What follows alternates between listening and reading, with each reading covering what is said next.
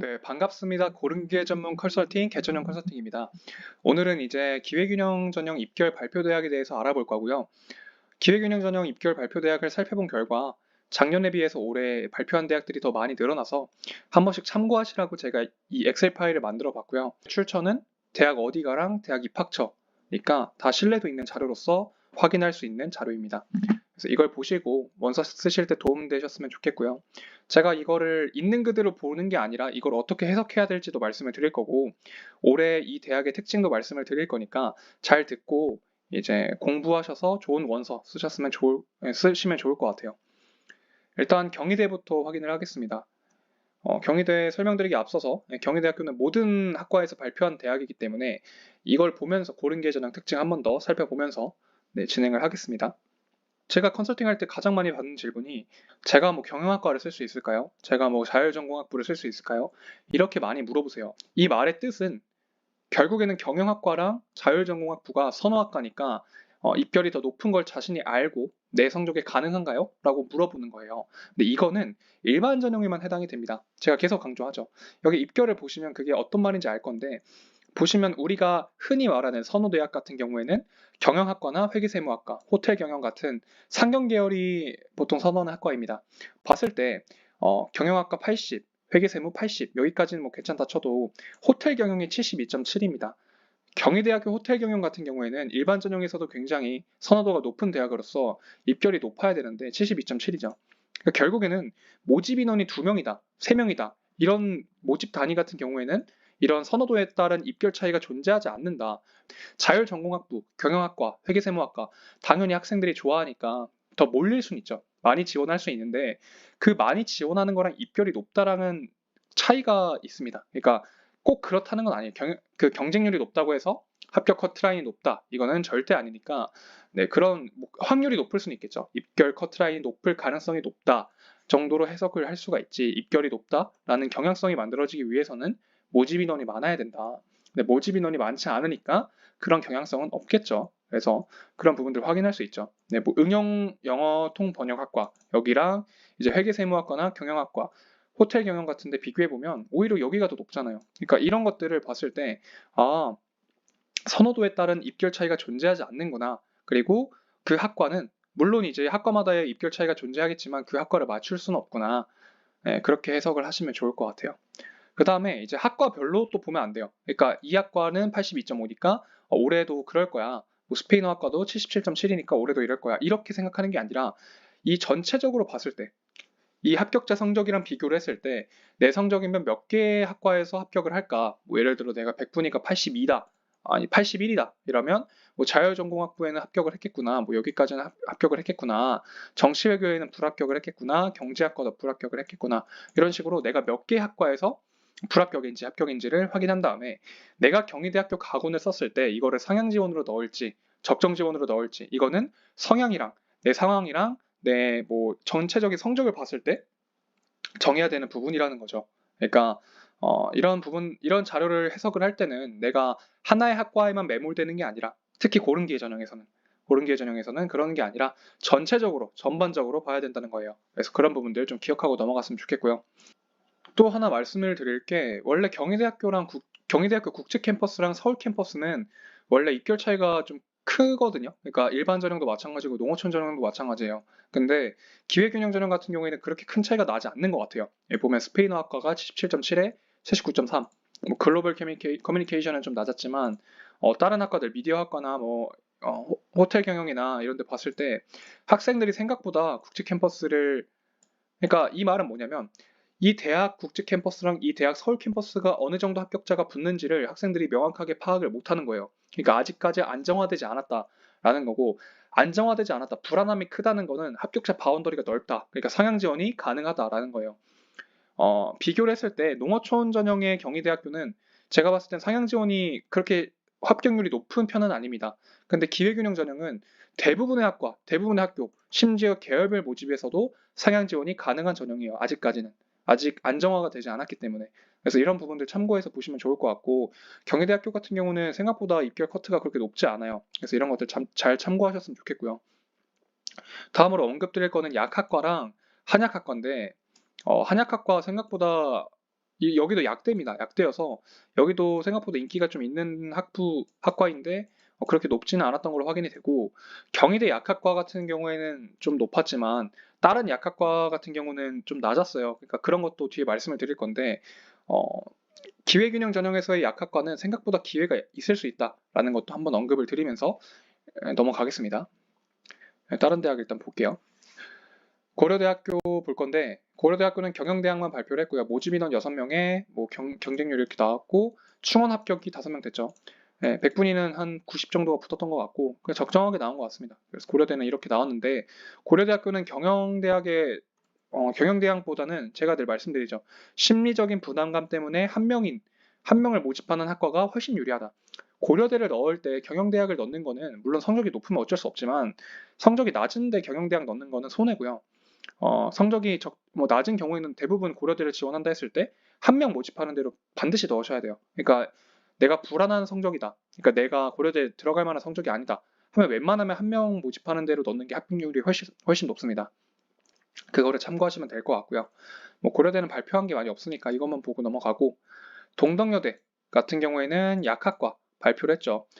약학과 제가 앞에 경희대 말씀드리면서 드렸던 게 이건데, 약학과 기회균형 정시에서 약학과를 굉장히 많이 뽑아요. 그러니까 모집 인원이 너무 많은 것 같아요. 제가 느끼기에는. 그래서 이런 결과가 나오지 않았나 싶고, 이게 빵꾸라고 하죠. 그러니까 일부 빵꾸가 나는 사례들을 봤을 때 이게 빵꾸가 왜 나느냐 생각을 해봤을 때는 A, B, C 집단이 있을 때 A 집단이 음, A 집단이 성적은 합격권인데 무서워서 쓰지 않는 경우, 이게 있고요. 네, 이게 있고, 그 다음에 B가 성적은 A보다 낮은데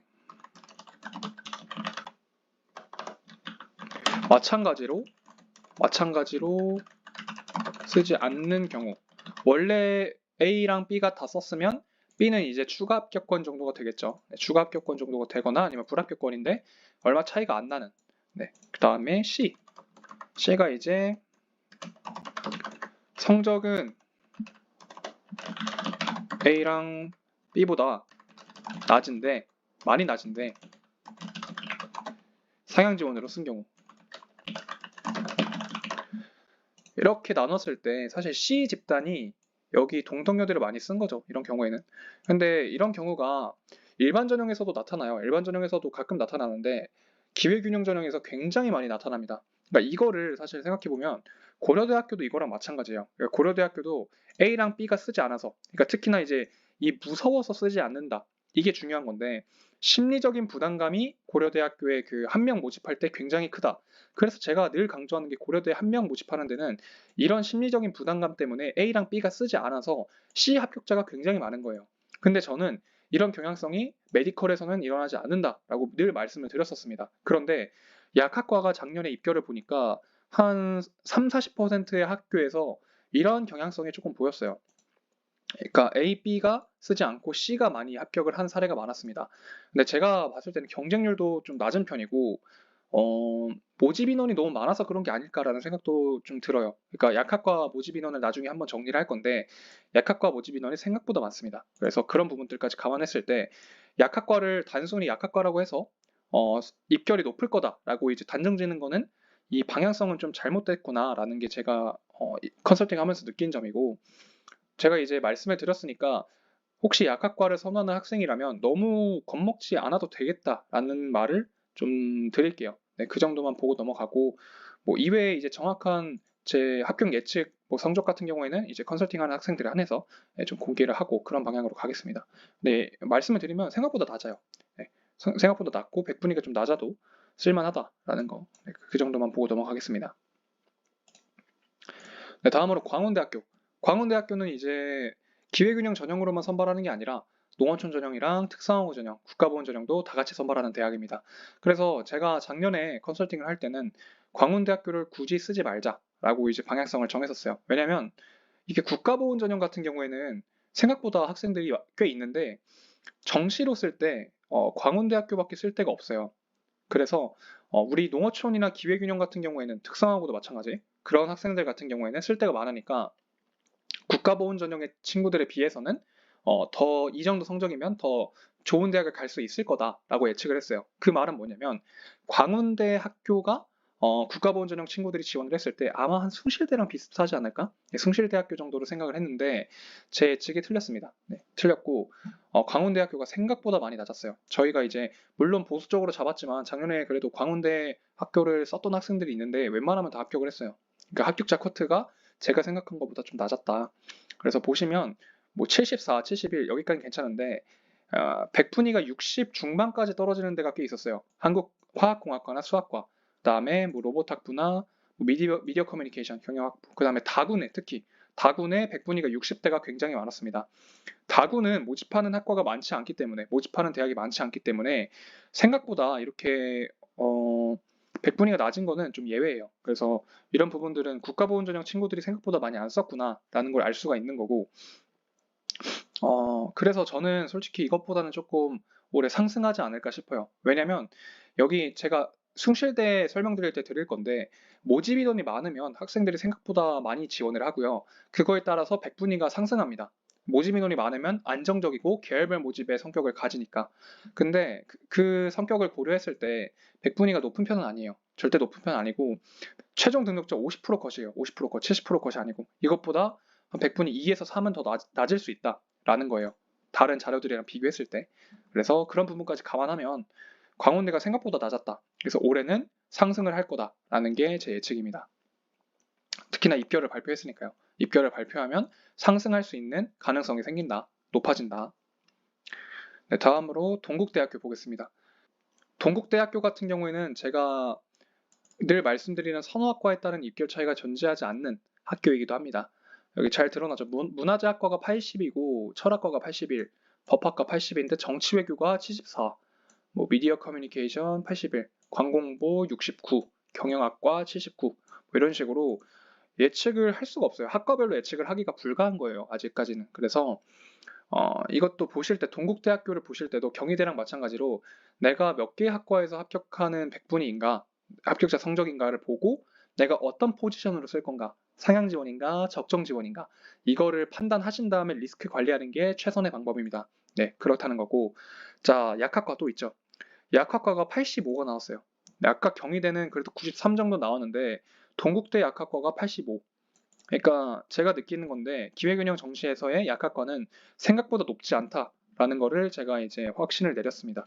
물론 이제 제가 이렇게 말을 하고 나서 올해 또 입시 커트라인이 어떻게 바뀔지는 또 확인을 해봐야죠. 해봐야 되는데 제가 지금까지 약학과는 연고대랑 비슷하다라는 말을 자주 했는데 이게 참 웃긴 게 약학과가 농어촌 전형에서는 연고대보다 높아요. 근데 기회균형 전형에서는 약학과가 생각보다 많이 낮아요. 그러니까 이 심리적인 영향이 되게 크다는 거예요. 모집 인원이 적으니까. 그래서 제가 올해는 이렇게 말을 하겠습니다. 약학과는 100분위가 너무 낮아요, 지금. 그래서 많이 지원을 하셔야 될 것 같고 학생들이 많이 지원을 하는 만큼 입결 커트라인이 올라갈 거니까 어느 정도는 올라가는 게 맞는 것 같습니다. 네. 여기 동국대 약학과 85, 그 다음에 동덕여대 79. 그러니까 80한 초중반이어도 약학과를 상향 지원이 가능하다는 거예요. 그래서 좀 올해는 이 입결 커트라인이 많이 올라갔으면 좋겠습니다. 지금 너무 그 약학과를 갈 수 있는 학생들이 못 가는 것 같아요. 그러니까 아까 말씀드린 A랑 B가 지원을 안 하니까 C가 너무 많이 합격을 해요. 그러니까 약학과 솔직히 고려대 그 자연계열 합격자들 보면 백분위가 높은 학생들 많고요. 서울대학교들 봐도 되게 많아요. 서울대학교 합격자도 성적대가 되게 높은 학생들이 많은데 약학과를 되게 두려워하니까 많이 지원이 그쪽에 비는 것 같아요. 그래서 약학과를 좀 잘 지원하자. 네, 이게 제가 드릴 수 있는 조언인 것 같고요. 다음으로 서강대학교 여기 볼게요. 인문계열은 뭐 여기 계열별 모집이니까 이거를 자료를 신뢰도가 있죠. 자료가 신뢰도가 있는 편이고 인문계열은 16명 모집에 경쟁률 3.8, 뭐 백분위가 84 이것까지는 뭐 오케이. 근데 문제는 자연계열이 모집 인원이 10명이고 경쟁률이 2.6인데 경쟁률도 낮고요. 충원율도 90%나 빠졌어요. 그리고 백분위가 80.6이 나왔죠. 서강대학교는 계열별 모집으로서 안정적인 대학입니다. 적정으로 쓰기가 딱 좋은 대학인데 지금 이 입결만 보고 적정으로 쓰기에는 제가 보기엔 좀 낮아요. 왜냐면 고려대 합격자가 아까 경영대학이 89였죠. 그러면 계열별 모집인 경우에는 서강대학교 인문계열이 그래도 적어도 86, 7은 나와야 돼요. 86에서 7 정도 나와줘야 학생들이 잘 붙었구나라는 게 되는 거고 제가 그렇게 말씀을 드리는 이유가 동국대학교 상위 학과 그러니까 합격자들 보면 국제통상도 84.57이고 회계학과 85.57, 뭐 전자전기공학부 85, 정보통신 80, 뭐 이런 학과 합격자들이 서강대학교도 붙을 수 있다는 거였잖아요. 그러니까 너무 지금 입결이 중구난방이라는 거예요. 제가 계열별 모집은 안정적이라고 했는데 오히려 지금 과별 모집에 몰리니까 계열별 모집의 성적이 지금 떨어지고 있는 거죠. 그래서 올해는 이렇게 발표를 했으니까 좀 지원율이 늘어나가지고 서강대학교도 좀 소폭 상승하는 게 좋다. 소폭 상승할 필요가 있다라는 거고 이걸 참고하셔서 여기 학과 쓸 바에 서강대학교 쓰셔서 합격을 하는 그 합격자 커트라인이 좀 올라갔으면 좋겠습니다. 네, 그렇다는 거고 지금 학생들이 입결이 어느 정도인지 모르니까 너무 낮춰서 지원하거나 이런 학생들이 되게 많은 것 같아요. 네, 그런 것들 좀 이런 입결 자료를 보고 그런 경향성이 좀 바뀌었으면 좋겠습니다. 네, 다음으로 숭실대학교 볼게요. 숭실대학교 같은 경우에는 모집 인원이 많아요. 그러니까 각 학과의 모집 인원이 많고 그렇기 때문에 이렇게 발표를 많이 했죠. 많이 했는데 숭실대학교는 저희가 작년에 컨설팅 방향이 어땠냐면 숭실대학교를 물론 처음 선발하긴 하지만 모집 인원이 5명에서 6명인 학과가 굉장히 많았고 그렇기 때문에 저희 같은 경우는 계열별 모집으로서 숭실대학교를 썼습니다. 그러니까 좀 적정 지원으로 많이 썼어요. 그래서 보시면 최종 등록자 같은 경우에도 70, 한 3에서 76 이렇게 좀 안정적으로 분포가 돼 있죠. 그러니까 동국대 이런 데보다는 좀 그 학과별로 봤을 때 그 바운더리가 좁아요. 그래서 숭실대학교 같은 경우는 좀 안정적인 대학이라고 볼 수가 있고 이 합격자 커트라인이 크게 변할 것 같진 않아요. 그러니까 70대 중반에서 계속 이렇게 머무를 것으로 보입니다. 모집 인원이 많은 경우에는 학생들이 생각보다 안정적으로 지원이 가능하기 때문에 이 합격 커트라인이 크게 바뀌진 않을 거예요. 다만 이 보시면 충원 합격률이 굉장히 높죠. 그러니까 학생들도 이 모집 인원이 많은 거를 확인하고 내가 안정적으로 쓸 수 있다라는 거를 이제 인지하고 있다는 거예요. 그래서 적정 안정으로 많이 활용을 한다는 거고 학생들도 상향 지원으로 활용하기보다는 그대로 이제 적정 안정 지원으로서 이 입결 커트라인을 보고 활용하셨으면 좋겠습니다. 네, 다만 여기서 이제 당부의 말씀을 드릴 거는 여기 기계공학부나 화학공학과는 그 충원 합격이 굉장히 많이 돌았죠. 그래서 73, 71.3 이렇게 찍혀 있는데 이 입결 커트라인이 좀 낮은 경향성이 있을 수 있어요. 그리고 또 이제 충원 합격률이 한명된 72 같은 경우 산업정보시스템공학의 72 같은 경우에도 자연 계열에서 71에서 73은 이게 충원 합격이 너무 많이 돌아서 혹은 충원 합격이 너무 돌지 않아서 이렇게 낮은 커트라인이 나온 걸 수 있다라는 거를 감안하고요. 안정 적정 라인이 71에서 73은 아닐 수 있다. 74나 75까지는 봐야 될 수 있다라는 거를 한 번 더 말씀을 드릴게요. 네, 계열별 모집의 성격이 학교라고 보시면 될 것 같아요.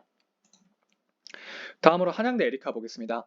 한양대 에리카 같은 경우에는 작년에 최저 기준이 존재했습니다. 최저 기준이 존재했고 3등급 하나, 4등급 하나 이렇게 하나씩 좀 들었어야 됐어요. 근데 한양대 에리카를 생각하는 학생들 중에 3등급 하나가 없는 학생이 꽤 있었습니다. 그러니까 보시면 100분위 평균이 69에서 66인데 사실 이 정도 성적되면 3등급이 없을 수 있죠. 그러니까 평균 4등급일 수도 있으니까 그런 학생들은 한양대 에리카를 지원하지 못했고 그렇기 때문에 지원율이 생각보다 많이 떨어졌던 건 있습니다. 지원율이 많이 떨어졌었고 한양대 에리카 같은 경우 저희가 상향 지원 대학으로도 추천을 했던 대학이에요. 그래서 그런 학생들이 되게 많았고 이 69, 66, 66은 전체 100분위 평균이기 때문에 저희가 각각 학과로 봤을 때는 60대 초반도 많이 나왔습니다. 60대 초반까지도 많이 나왔어요.